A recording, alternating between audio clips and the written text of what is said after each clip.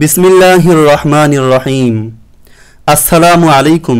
10 minute মাদ্রাসায় আপনাকে স্বাগতম। আজ আমরা রিজিক বন্ধের 14টি কারণ সম্পর্কে জানব।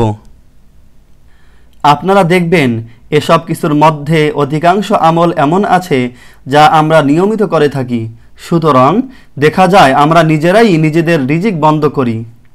তার মধ্যে 1 নম্বরে রয়েছে দাঁড়িয়ে জুতা পায়ে দিয়ে খোলা মাথায় খাওয়া দাওয়া করা। 2. বাথরুমে খালি মাথায় যাওয়া এবং কথাবার্তা বলা। 3.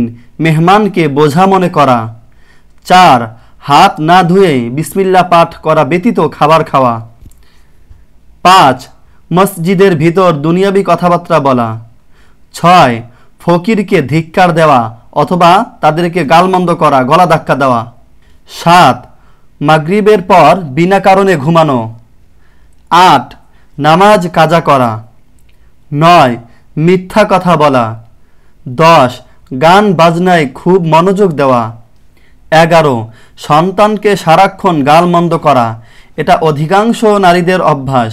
তারা সামান্য কারণে সন্তানদের গালাগাল দিয়ে থাকে।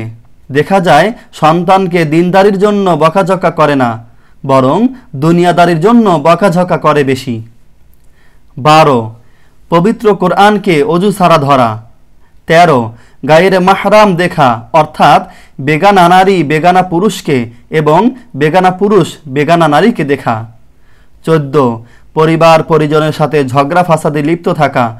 আজকাল স্বামী স্ত্রীর ঝগড়া, বউ শাশুড়ির ঝগড়া, ভাই ভাই ঝগড়া, ভাই বোনের ঝগড়া, এটা নিত্যদিনের ব্যাপার, যার ফলে রিজিক বন্ধ হয়ে যায়, কিন্তু এর জন্য দায়ী করা হয় আল্লাহকে।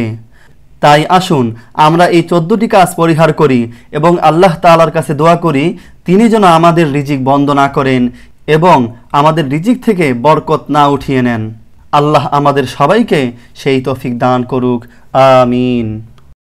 জাযাকাল্লাহ।